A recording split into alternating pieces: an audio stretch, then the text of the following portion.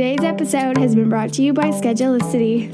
And also by the Pelvic Health Professionals. The doors to this open soon. If you're listening in real time, it means that the doors open next week. If you're listening later on, then just know that the doors are open until June the 12th, 2020. Pelvic Health Professionals is a membership site for any professionals, yoga teachers, doulas, midwives, PTs, massage therapists. Basically, this membership is for any professionals who are working with individuals who really could use extra information about pelvic health. I have found that once I learned about pelvic health, I was so excited to take this into yoga classes and into the one-on-one sessions that I do with people. I really decided that this is my niche, this is my passion, and this is what inspired the membership, our Pelvic Health Professionals membership. So in there, you get to learn from guest experts.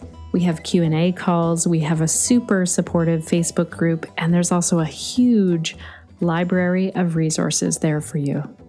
So as I said, doors open until June the 12th, and then everything closes again because that means that I can just focus on creating the content, booking the guests, and getting the information to you. And it's just something that isn't open all the time. If you're interested, come check it out at pelvichealthprofessionals.com. Hello and welcome to the Connected Yoga Teacher Podcast. I'm your host, Shannon Crow. I'm a mom of three, a yoga teacher, and a trainer and consultant who works for yoga teachers. This podcast was created for you so that you can connect to the information and inspiration every single week and feel supported as you navigate being a yoga teacher and also an entrepreneur. This week, I am so excited to share an interview I did on Mado Hesselink's podcast. Her podcast is called Yoga Teacher Resource Podcast. If you don't already have this one in your playlist, I would highly recommend that you add it. Mado has been on the Connected Yoga Teacher Podcast twice before, so I was thrilled to be invited onto her podcast to share more about one of my favorite topics, pelvic health. In our interview, I talked to Mado about the basics of what every yoga teacher needs to know about pelvic health, why Kegels and Mula Bandha aren't appropriate for all or even most yoga students, and why pelvic health can be a fantastic niche for yoga teachers. You'll also get to find out how I built up my one-on-one pelvic health business and how yoga teachers can work cooperatively with pelvic health PTs. And before I dive in and introduce you to Mado, I just want to say a huge thank you to Mado because she reached out, I think it was you, Mado, who started this, to set up our peer mastermind. So it's Mado and myself and then the two Amandas, Amanda McKinney and Amanda King-Smith. All four of us have podcasts for yoga teachers, and we also all work with yoga teachers in some capacity. I'm pretty sure it was Mado who said, let's form a mastermind and let's try it out. And so we talk about that near the end of this interview. And actually, we even have a training. The four of us are putting together a small mini training on how you can set up a peer mastermind. So a lot of you reach out to me and tell me, hey, I really want to find some other yoga teachers who I can connect with, meet with, and who will hold me accountable to the goals that I set. If you're interested in that training, I will make sure to link to it in the show notes. And if you're wondering, where are those show notes, Shannon? They are over at theconnectedyogateacher.com/169. That's for this particular episode. There you can find all of the links that I talk about, along with clickable timestamps, so you can just hop around to the topic of your choice. I have a question for you now. Have you left a review for the podcast yet? There are a couple of ways to do this. You can either go into iTunes and leave a review there, or you can do like Sasha Lee did. Way back in August, Sasha left a review on our Connected Yoga Teacher Facebook page. I try and read each and every review. Sometimes I get a little behind, like this one, which was last summer. But Sasha said, I appreciate your podcast so much, Shannon. Every week I look forward to the new episode. Firstly, the content is always relevant. I'm always left with wonderful ideas that I am able to mobilize and with ideas to contemplate. Secondly, the way you tease out information from guests is phenomenal. It's as though you know exactly what interests me the most. Lastly, your delivery is fantastic. You always have such a pleasant demeanor and clear language, and this adds to the positive listening experience. I mainly listen to your podcasts on my work commute, and it makes this time feel very valuable and well spent. Thank you so much for uniting yoga teachers. We are a special and gifted group, and it's wonderful to know that we have each other to lean on. Thank you so much for leaving this review, Sasha. I am so curious to know now if you are still listening to podcasts and commuting at all. So a lot of us in this time, if you're listening in real time, due to the virus, we are not commuting. And I was actually listening to a really fantastic podcast by Pat Flynn, The Smart Passive Income. And it was all about our podcast habits now that COVID-19 is here. Also, I want to give a shout out of thank you to the entire team over at Schedulicity. I had to submit a question this week all about my payments, and I have everything hooked up from Schedulicity to integrate with Stripe. If I was a US person, then I would definitely connect with Schedulicity Pay, but it's not available to us Canadians yet. And I just want to say that the customer service over there at Schedulicity is hands down amazing. A huge note of helpful things right away came back in the chat, and I just really feel supported as a small business. So thank you, Team Schedulicity. And let's hear from one of them with our hot tip of the week. Hi, Connected Yoga teachers. This is Jamie from Schedulicity with the hot tip of the week.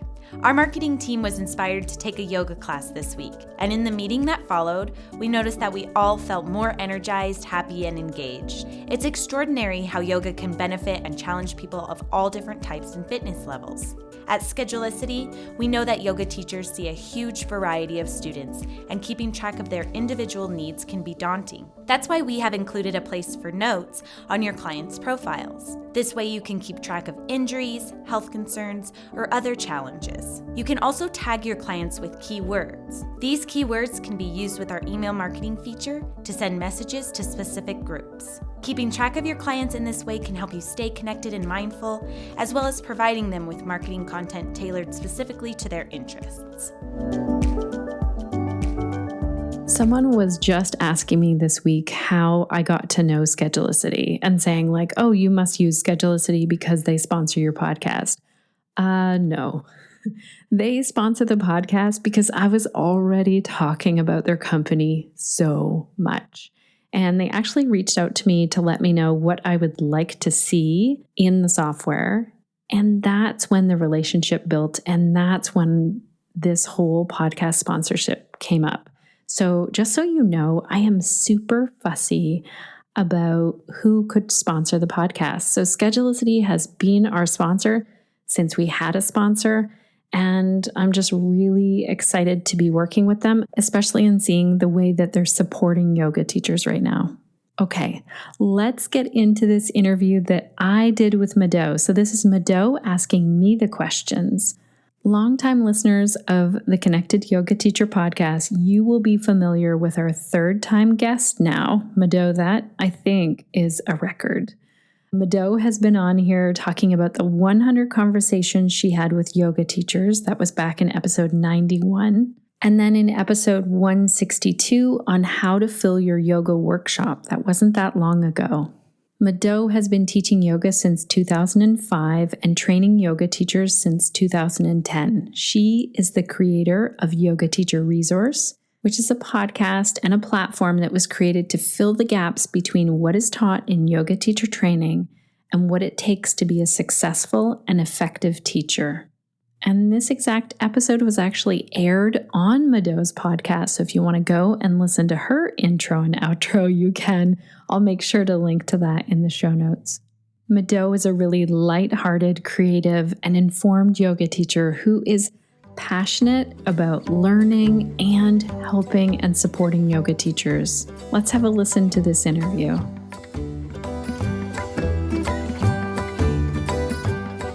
Thank you for coming on the podcast and sharing your insight and your passion with us. Thanks for having me. I'm super excited to be here. Can you share a little bit about how you got interested in this topic and what your experience has been with it? First of all, I think as a brand new yoga teacher, I knew that I had people showing up in my classes that were pregnant. And we did an hour of review of what to do with the pregnant person in my 200 hour. And it was not feeling like enough at all. So that's kind of where this journey began. I didn't have a plan in place like, oh, down the road, I'll focus on pelvic health. I really didn't even understand what that meant. And I had studied anatomy in college, and I'd given birth to 3 babies. And no one was talking to me about my pelvic health in that time. Fast forward to where I really specialized in prenatal yoga and baby and me yoga for quite a long time. And then over 8 years developed a prenatal yoga school, co-founded that with my friend Kim. We hired a pelvic health PT to come in and talk to our group for 3 hours. And it was in that time that I realized that I had diastasis. So that's where the tissue at the linea alba gets stretched during pregnancy, which is normal, but that tissue hadn't come back to what it should have been or what it could have been because some of the yoga that I was doing. So I started to see that, plank pose for me had to be modified until that tissue healed again. And then I started to wonder, why didn't I know this as a yoga teacher? Lots of people deal with different pelvic health issues, and there's no part in a yoga teacher training that covers it, usually. Yeah. No, I mean, it certainly wasn't part of my yoga teacher training. I think I have taken several prenatal trainings, and there was definitely some information about pelvic health. Probably not as much as there could have been. Right. Tell us more in greater detail about why pelvic health matters to yoga teachers. So if we take just an average yoga class, like let's say you have 10 people in your yoga class, I would say in my experience, not all classes, but overall, usually 70 to 75% of those are usually women. In my classes, maybe it's just me, a lot of those people have had their children and they're 30, 40 plus. In my area. That might also be just the population that I teach. In that group, we know that 1 in 3, I used to say it was 1 in 4, but it's been updated. 1 in 3 women deal with incontinence issues, so leaking urine. So if I looked across this room of 10 people, 1 in 3 in there is experiencing incontinence. So let's say 3 people in there. 50% of people who have given birth deal with some degree of pelvic organ prolapse. That's half my class if they've all had babies. Some people deal with pelvic organ prolapse and have never given birth. This is women. We also know that how many people come to class and say, I have hip pain or my hips feel tight. So that's a pelvic health issue. Low back pain is also very much linked. We're not sure which comes first, chicken or the egg, back pain or something going on with the pelvic floor tissue, but it's there. So it's in every single yoga class. If you're teaching a group yoga class, basically anyone with a pelvis can benefit from learning about how their anatomy is built and how we can help that, and maybe what things might be harmful or what things to watch for. And are there commonly practiced and commonly taught yoga techniques that specifically could be detrimental to people with some of these conditions that you talked about, the pelvic organ prolapse, the diastasis? Talk to me about the things that we commonly teach in yoga classes that might not be appropriate for everybody who is actually in them. Right. Okay.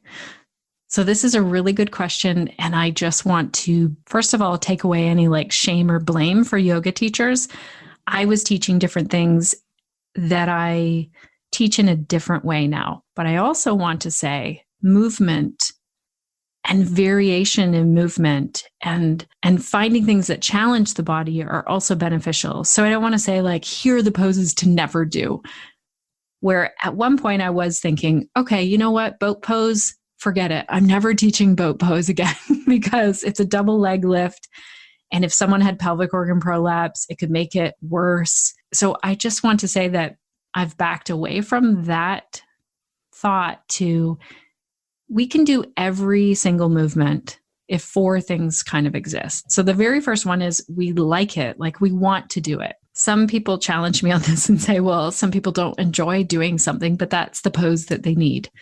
Okay, well, that's philosophy. But I'm saying if someone wanted to run and loves running, or someone loves jumping and it's part of their yoga practice, let's figure out how we can build that back in for them if they've been told by a healthcare professional, no, you can't run, or no, you can't do that jumping thing. Okay, before you go on to the next things, I want to come back to that comment that you made, because this is a really common idea in the yoga world. The pose that you hate the most is the one that you need the most. Right. And that could be true. Like it really could be true, but let's not do poses just because we hate them. Let's not assume that they're good for us because we hate them. Let's have a reason for understanding. Like if we understand, I hate this pose because I'm weak here, and to the best of my knowledge, this is something that is good for me. Great. By all means, work on that pose that you hate. But if you hate it and it's kind of mysterious why you hate it, it might not be the wisest course of action to focus on that pose. Or you could run an experiment, right? You could do that pose every day for a week and see, do I feel better? Like overall in my everyday life, am I seeing positive effects from this focus? Or is it still really hard? And am I not seeing some kind of tangible benefit? You know, I really think that if we find an exercise that's good for us, generally we feel better immediately. Yes. Like right I away, agree. we're like, oh, wow, that's different. That feels amazing. Now, sometimes you can have delayed onset muscle soreness the next day, and that's not super pleasant for everybody, and that's a little bit different. But you should feel in your body a sense of ease after practicing an exercise that's beneficial for you. Would you agree? Yeah, I totally agree. And there are some things like I don't enjoy doing any type of crunch. I never have thought, ooh, I just love this. I can't wait to do more. But there are ways for me to work on strengthening, and different ways than doing a crunch, like different ways to strengthen my core, basically, if that's the benefit that I was going for. So there are tons of modifications. As yoga teachers go along and get more experience, they can see, okay, you know, this person really loves doing plank, but there are certain things that maybe they're struggling with plank. Maybe they're holding their breath, or maybe they're putting too much pressure down onto the pelvic floor. Great.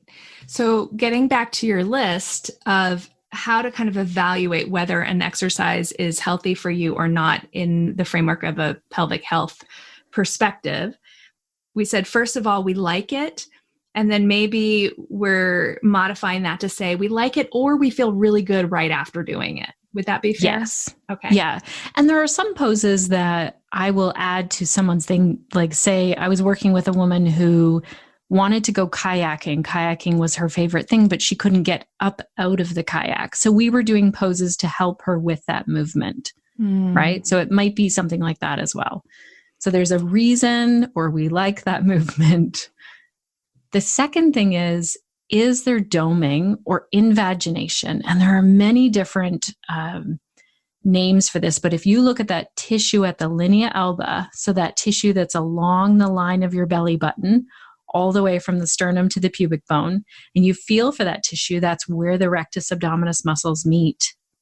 Is it popping out a little bit or a lot, or is it doing that reverse doming or that invagination where it's going inward quite a bit?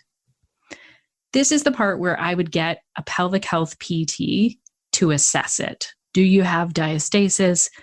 Is that tissue talking to Like, is each side talking to each other? Is the tension there? Is it hindering your movement in any way? So if you were wondering about that, or you might even see a yoga student kind of go to move and lift up out of a pose, and you might even see that little doming. Many yoga teachers who would choose to this episode specifically to listen to, a lot of them may have been diagnosed already with diastasis or pelvic organ prolapse or any number of things. And I mean, I myself am pretty familiar with the difference between the doming activation of the core muscles versus kind of the more, how would I say it, more integrated activation. Yes. Is that a good way of saying it? Yeah, that's a great way to say it. Yeah, where the tension is spread out. So for me, I was coming into different poses like plank pose. So I was often involved in yoga teacher training as a demo body. So it was like, do plank and hold it for quite a while, which is really not yoga. Like I was doing it for the class, and it's hard to do a pose like that and really be doing a mindful movement practice. And so it wasn't helping my diastasis. Now, it didn't take much. I went to my pelvic health PT, learned, step away from these things for a while. Let's do these things for a bit. And it made such a difference in a few weeks. So it can be a really easy fix. The second thing to look for is, well, it might be the very first thing to look for, is someone able to breathe through a pose. So we've all seen those yoga students where they go to move into something and then they're gripping, they're either holding their breath or we see them kind of trembling and shaking. Check in, are they breathing? We might be trembling and shaking because it's a lot of work for the body to hold a pose or to be in a pose. As long as we're breathing through it, then we're looking after. So we know that the diaphragm and the pelvic floor move together. And on the inhale, they move down together. On the exhale, they move up together. So if we have that breath happening, then that natural movement is happening with pelvic floor and diaphragm. That's a really easy way to check in. And so then the last thing on this list of 4 things is to check, are they bearing down? So bearing down needs to happen when we give birth. It should not need to happen when we have a bowel movement, but we've probably all experienced what it's like to need to bear down to go to the bathroom. This isn't healthy over time for the pelvic floor if we're bearing down all the time. And we could be doing it when we're sitting in our car and driving and we're stressed out. It doesn't mean that it's a difficult pose. What does need to happen is we need to have enough awareness to know, yes, I'm bearing down. Yes, I feel that downward pressure. Now, someone with a pelvic organ prolapse, they might be very hyper aware of that bearing down, but the average person walking around probably hasn't been asked that in a yoga class. Like, do you feel like there's a lot of pressure down on your pelvic floor? And so you're saying it could become a neurological pattern, basically.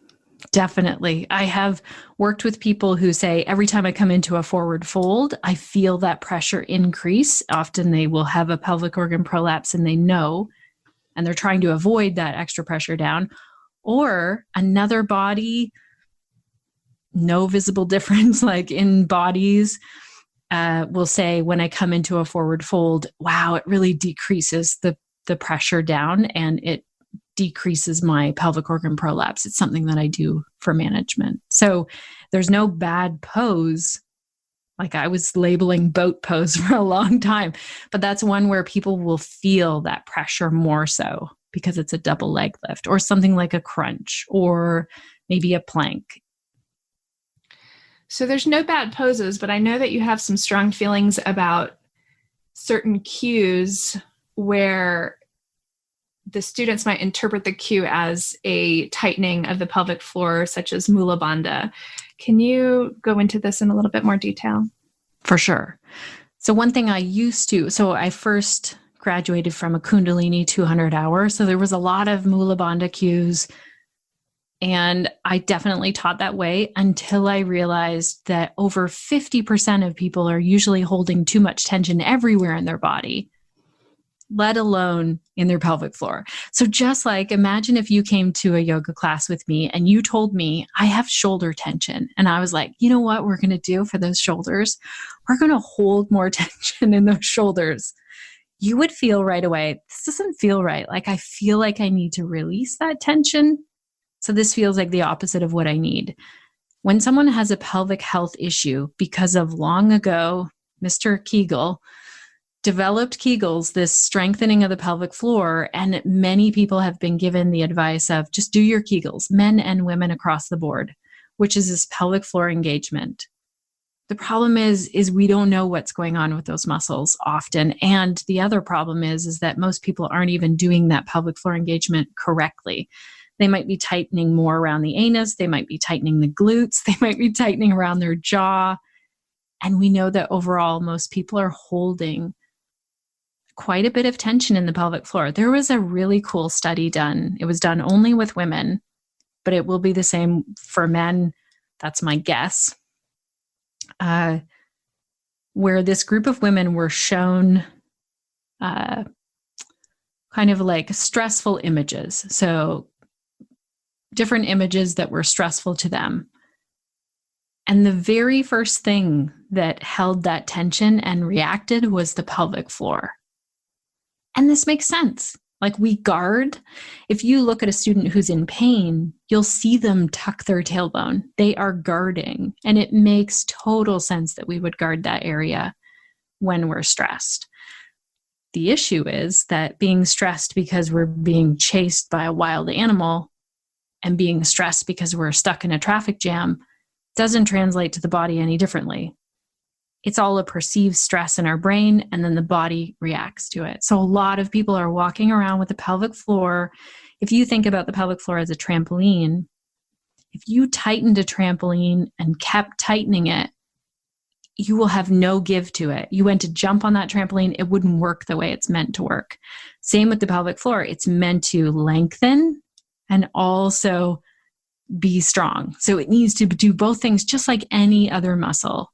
There's no other muscle in the body that if you came and you said, I have this shoulder tightness, we wouldn't say, okay, continue to hold that tension and tighten the shoulder. We'd be really looking at how can we lengthen those muscles. I totally get the analogy, and I 100% agree with you as far as holding the tension, but there is a technique of engaging a muscle that is hypertonic to help it actually relax once you consciously relax afterwards, which is one of the things I think yoga kind of does naturally. Is as we move through a practice, all muscles are engaging and relaxing in sort of a more intuitive way. If you don't have good information about your specific body and what your specific body needs, that the healthiest approach is to be a little bit more task oriented and allow your body to do its own make its own choices about what it's going to engage and relax in order to accomplish that task. Yeah, you bring up a really good point. I love how you brought up this point that if a muscle is holding tension, if we thought about even our hand, we might ask someone to really tighten the hand to then feel what that release is like. And that's a great technique to use once someone has enough information. My hesitation or my concern is that I've been to yoga classes where there's a continuous cue to either strengthen the core, engage the pelvic floor, do Mula Bandha, and no information to go along with, you know what? Actually, the majority of people are holding a lot of tension in the pelvic floor, which can then lead to incontinence, pelvic organ prolapse. That muscle holding too much tension can also be an issue. We always think that if there's a pelvic health issue, that means the pelvic floor is weak. Therefore, we need to strengthen it by doing Kegels. So if you give your students that information, and then you ask them to activate the pelvic floor just like any other muscle, and they're building that awareness, and you also build in the release and the relaxation, okay. As long as well, they're also seeing a pelvic health PT who will assess what that tissue is actually doing.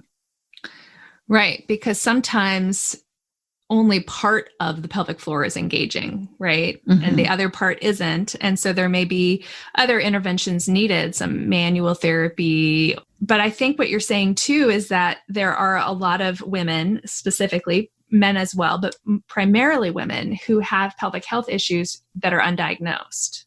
Yes, very much so. Even if we look at low back pain and the relationship that has to pelvic floor, or here's a great example. A yoga teacher came to talk to me. So she had just done a very focused training on pelvic health, which I know that teacher and I know it's a fantastic training. And she started to have bladder pain, and she went to her doctor for a UTI, a urinary tract infection, and thought, this is what this is. I'll get my antibiotics. It'll run its course. Done. Not done though. So the bladder pain continued. So she was diagnosed eventually with painful bladder syndrome. She was seeing her PT. She was seeing a urologist, and she came to see me as a yoga teacher. And what we worked on was restorative yoga, releasing the pelvic floor, and no more engaging of the core or the pelvic floor. And she came back in a few weeks and said, this is exactly what I needed. I was actually so focused on that strengthening piece. It was irritating her bladder. Crazy. Yeah, it is. Yeah. And I know that other people will just see their GP and then say, oh, I have like chronic bladder infections. Right. I think that's a good reminder, is that there are PTs who specialize in pelvic floor. And if you think you have a pelvic floor issue, don't go see your general practitioner. Don't go see a regular PT, because it is a very, very specific skill set.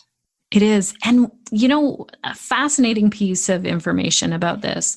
I don't know what it's like in the US, but here in Canada, a friend just came over the other day. She was talking to a gynecologist, and she asked that gynecologist, why is there no longer an internal exam? And she said, because we weren't finding anything. So even gynecologists often aren't trained for pelvic health. This is pretty new here in Ontario, Canada. 10 years ago, we had 5 pelvic health PTs in the whole province of Ontario. Now there's at least 1,000 that have been trained by Pelvic Health Solutions. So it's coming, but it's fairly new. It's like if I said to you, hey, there's this really cool person that you can go and see for your teeth. They're called a dentist. I like to go twice a year to see my dentist, have a checkup, see how everything's going. You'd be like, I've heard of that, Shannon. Of course, we go see our dentist for our teeth. Yes. But if I said to you, there's this person who will check your pelvic floor muscles and check how you're doing with pelvic health, we're like, really? Well, I don't think I need that. Or it's just normal to start to leak urine after a certain age. No, it isn't. It's really common, but it's not normal. It is super common, and it is amazing how normalized it has become. I mean, I think it's great that women are willing to talk about it. That is awesome, because I do think that for many, many decades and centuries, it's something that you would just never talk about and you would suffer in silence. So I'm glad people are talking about it. But now that we are talking about it, we need to know that it's not normal. It's so true. And there are people who can help us. Yes. It's like 98%, I think it is, if my memory is correct, of incontinence can be helped with pelvic health PT. There was this fascinating study also how yoga can help with incontinence. But the interesting part of this was, so there was a 6-week program of yoga, 2 groups of people. One group of people, so they all came in and they all got information about what is incontinence and talked. They got this booklet of information, basically, of incontinence.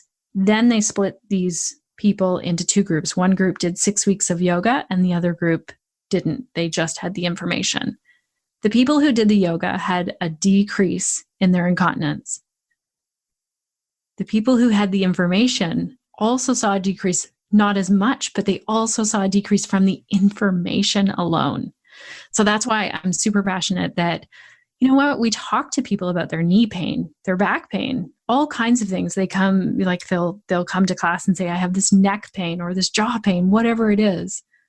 We need to understand the things that our students are dealing with. And I love how you have made this your niche, because when I think about it, and to be honest, I hadn't really given it much thought until this conversation, but when I think about it, I'm like, wow, most people who practice yoga are women.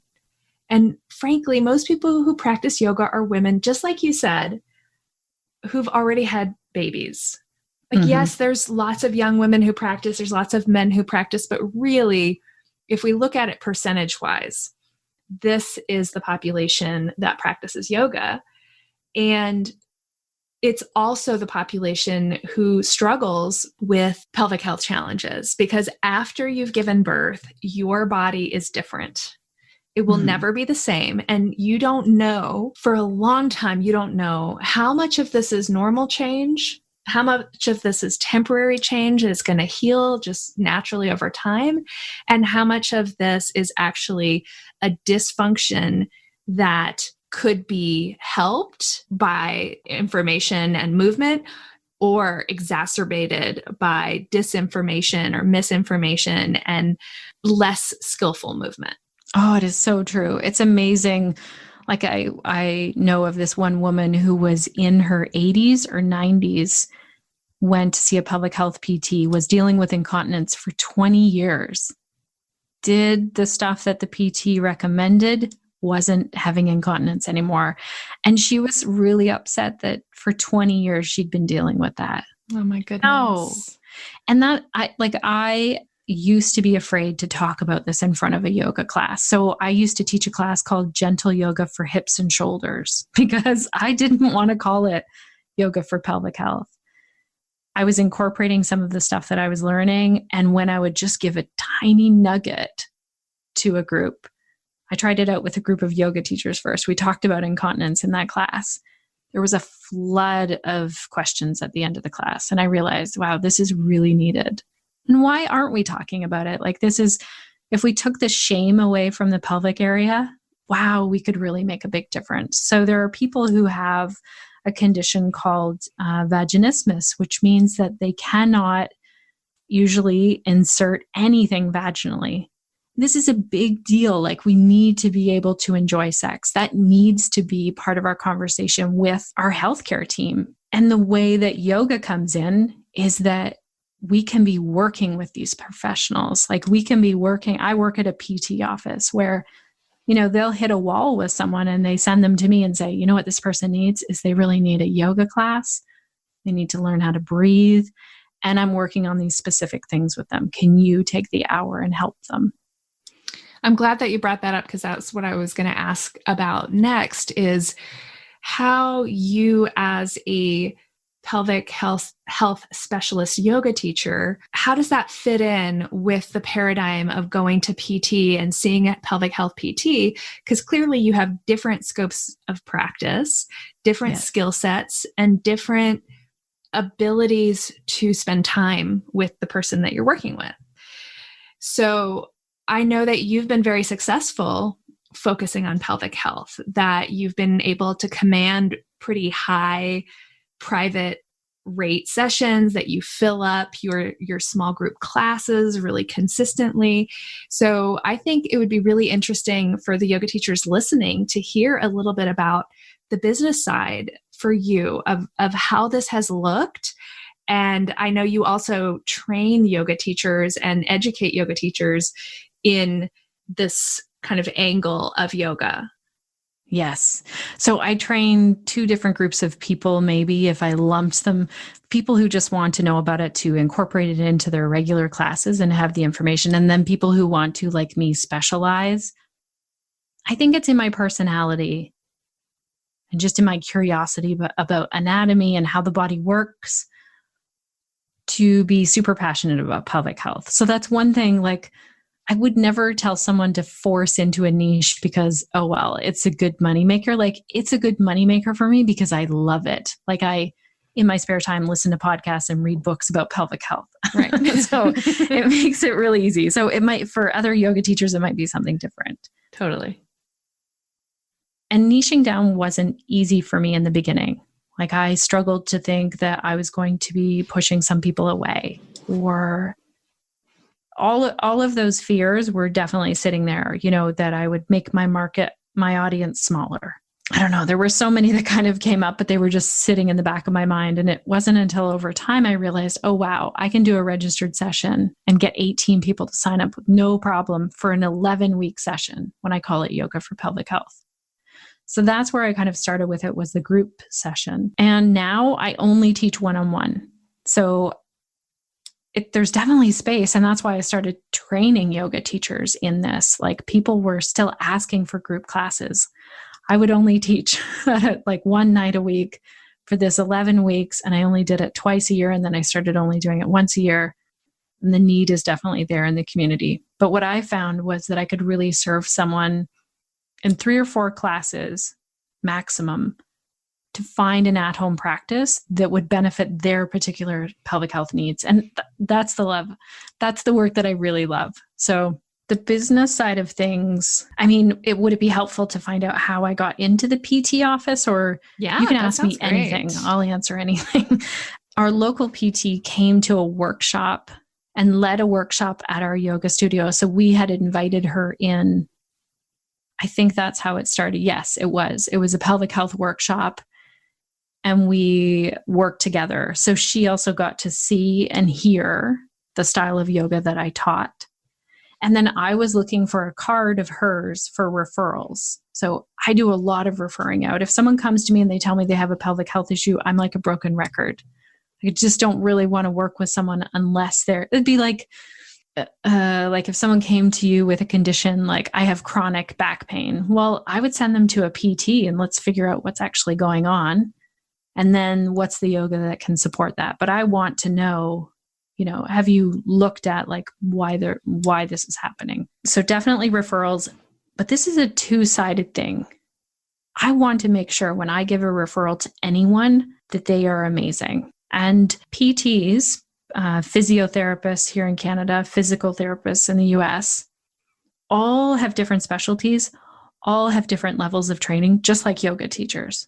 So I'm very cautious.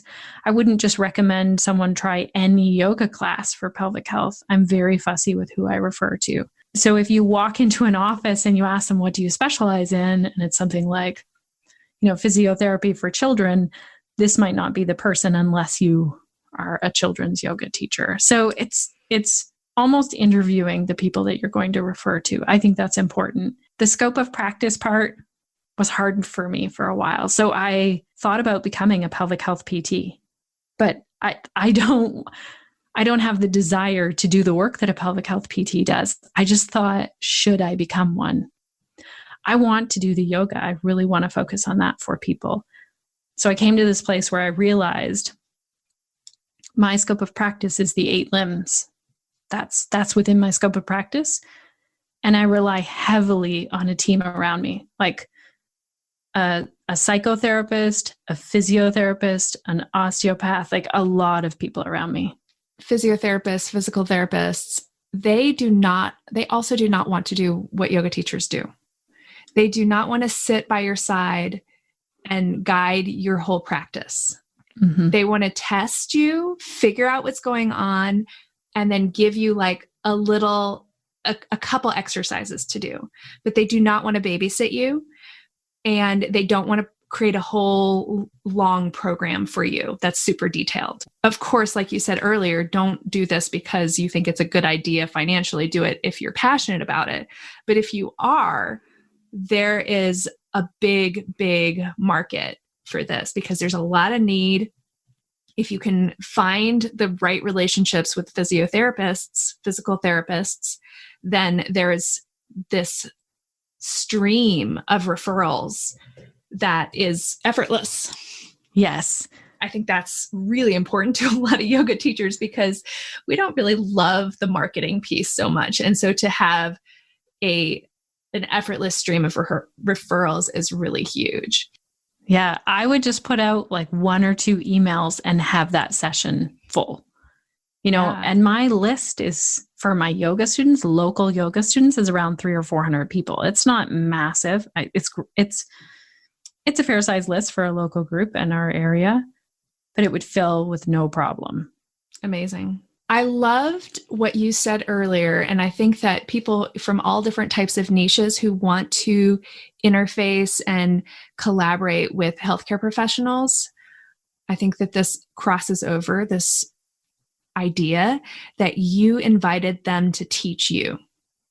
Because once you become their student, they automatically are going to trust you. I mean, if you think about all the yoga teachers listening, and you, Shannon, as well, if you think about how do you feel about the people who show up in your classes week after week? How do you feel about the people who are like the first to sign up for your workshops? You have so much respect and love and appreciation for those people. And you also have a decent understanding of what their skill set is in this realm, right? So I had never thought of that. I have had people ask me before, how do I connect with PTs? How do I connect with PTs? And here's a little, this is a little sneaky trick that I've advised people to do before. At least in the US, if you want to become a PT, you have to do 50 hours of observation. And so PTs understand that this is part of kind of the system, that you have to let people observe you. So probably it wouldn't be 50 hours, but you could probably get like 8 or 10 hours under one PT. So if you want to develop a relationship with them, you tell them, I'm considering PT school. I'm doing my observation hours right now. And you get to go in and watch them and learn and see if they're a match personality-wise and skill set-wise of what you're looking for. So now there's kind of two options, right? You could do that, or like Shannon did, you can actually invite them to teach at your studio, invite them to host a workshop and participate and see where things go from there. Exactly. And it is super important that you feel that connection with that person. You know, a lot of PTs, and I wouldn't suggest that you don't pay them, but a lot of PTs in our area will do workshops like this for free because it's their advertising. I'm a firm believer in paying them, even if they say, oh no, I do these things for free all the time. If you pay them and they're getting business, you will guarantee that they will come back and do it again. Oh yeah. So partner with the PT if you feel like it's a good fit. You know, maybe they could be talking about some sort of condition that people are dealing with. A great example is endometriosis. So a pelvic health PT could focus in and talk about endometriosis, and then you could lead a yoga flow for that group of people that helps with the pain that they're experiencing, helps with the nervous system, gets into some of the things that they're talking about they're dealing with. Yeah, maybe even some mental emotional components. Exactly. Yeah, there was someone in our Pelvic Health Professionals group just shared yesterday that she invited everyone in her area of all like PTs, doctors.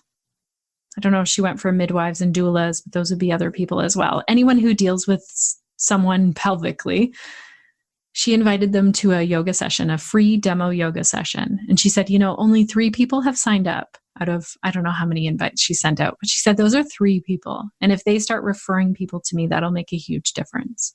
That is huge. So, yeah. I mean, it can be hard to get people to come to you.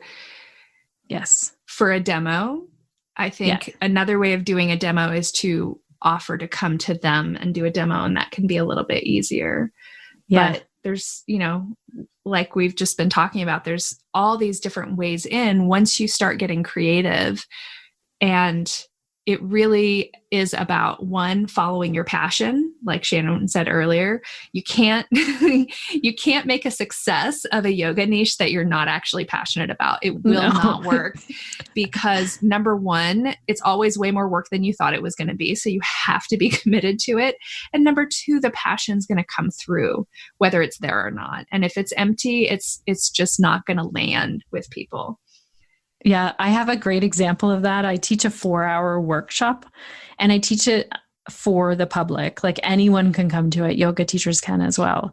And this yoga teacher in my area, she's about an hour away from me. She's fantastic. She knows a lot about pelvic health. She wanted me to come and teach it. And I said to her, you know what? I can come and teach this 4-hour thing. If you take a ton of notes, you could then teach it in your studio. So she said, okay, great. That was the plan. She was taking notes the whole time. She was super in the thing. And that was the understanding. At the end of it, she came up to me and she said, you know what? I'm just going to get you to come back. I'm just going to hire you to do it again. You are so excited about this topic. I can't do that. Right. That's it. And that's me giving up total like competition. You know, she's an hour away from me, but I know that I am learning constantly about it and I'm excited about it. So it doesn't matter if there's 20 other people doing it. They'll never do it the same way as me. And yeah. Yeah. Well, that's the topic that you and I discussed the last time you were on my podcast, which was one of the very first episodes. I will note the episode number in the show notes, but it was about collaboration among yoga teachers, because there's definitely, as yoga becomes more seen more as a potential career and more as a potential business, there becomes more sense of competition between yoga teachers and between studios. And, you know, well, you can listen to what we think about that on that episode.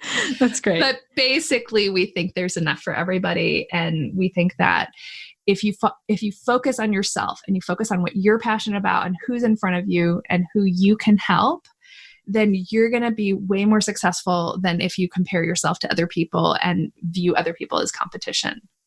Yes. Even when they're in the same niche as you and you're like, oh my gosh, they took my thing. Yeah, it's not going to matter. Yeah. That's what I think too. Well, Shannon, this has been really, really awesome, really fun. I love how we got to learn about pelvic health and we got to learn a little bit about niching and about interfacing with health professionals.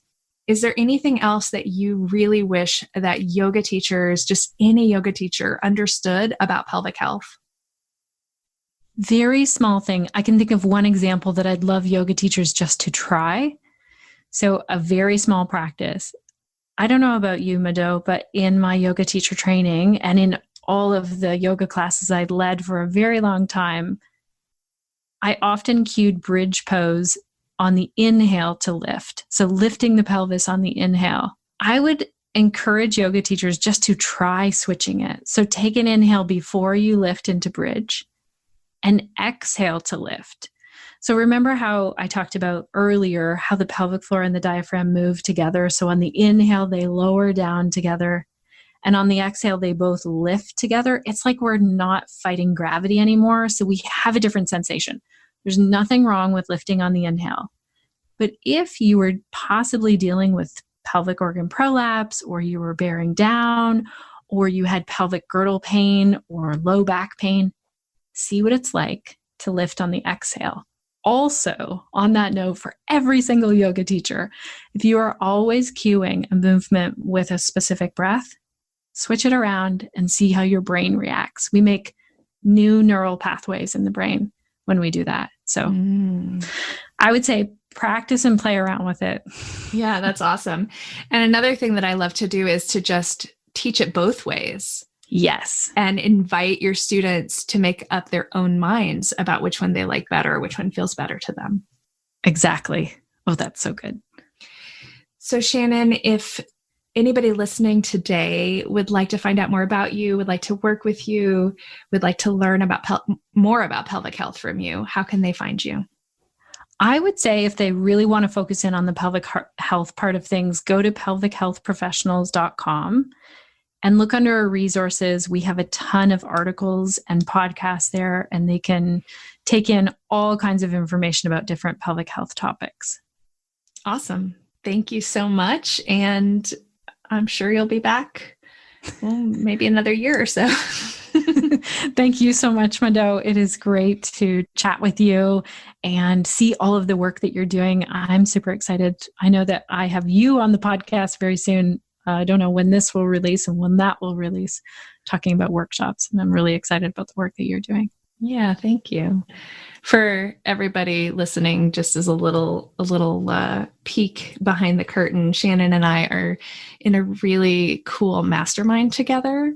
We have 4 yoga podcasters and we meet every other week. and we just get such a kick out of each other. It's like girlfriend time, but it's like super, super intense professional time.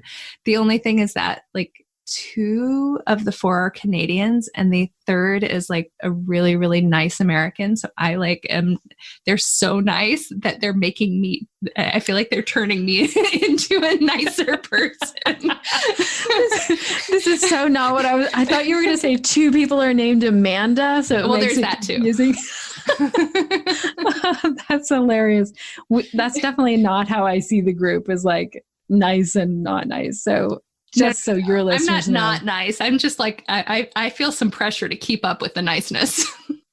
You have some amazing ideas in there and it's so fun. You're right. It's super laser focused. We have a timer and it's like, get your words out and let's dig in and help each other. It's so fun.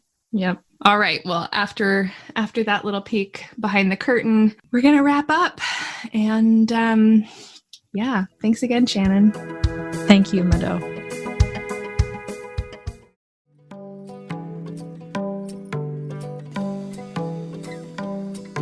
Oh my goodness. Thank you so much, Mado. Mado, there is no question in my mind that you were a very kind person in our mastermind. That made me laugh. I thought that you were going to say that you felt left out, that your name wasn't Amanda or something like that, or you weren't Canadian. What I really appreciate about Mado is that she definitely will always tell the truth. And this is so important in a friend. I know that if I want a straight answer, then I can go to Mado for sure. So I want to hear from you, Connected Yoga Teacher listener. What was your key takeaway today? Was there something that you learned that you want to now take to your own yoga practice or your yoga classes that you are teaching? Do you have some questions now? If so, put them in the show notes. Go to theconnectedyogateacher.com/169. And if you have a lot of questions around pelvic health and you want to learn more about this and you want to bring this into your yoga classes or your movement practices, make sure to go to pelvichealthprofessionals.com. So there's a tab there for resources. Those are all free resources. All of our podcast episodes are there, different articles are there. Also, if you're listening in real time, you can sign up for the wait list. There are going to be some special things that go out to the people who are on the wait list to join Pelvic Health Professionals. And one huge thing is that you'll get an early bird invite to join us in the membership. Also, I want to tell you that I'm just solidifying all of the plans as I press record here on our Yoga for Pelvic Health teacher training, which is now moving online. So I was making the decision, because this is a training that's happening in the fall, do I run it still in person? What's going to be happening in the world? And since I don't have a crystal ball, I am switching this training to be online, and I just have to set all the dates and details. So you can find out about that if you go to theconnectedyogateacher.com and look under trainings and events. Before I sign off, I want to say a huge thank you to you, dear listener, for making time today for this episode. I know that your time is so valuable and you have a lot of important things out in the world that you are doing. And it just really lights me up to think that we've got to hang out together here today and that I got to share one of my passions with you. So thanks for being here. Thank you also to our amazing team, Suzanne, Crunch, Nick, and Sinead, for making today's episode possible and for doing so much behind the scenes. Alrighty, Connected Yoga Teachers, I want to know before I sign off today, what will you be doing this week to stay connected to yourself, your yoga practice, and to your community so that you can share the yoga that lights you up?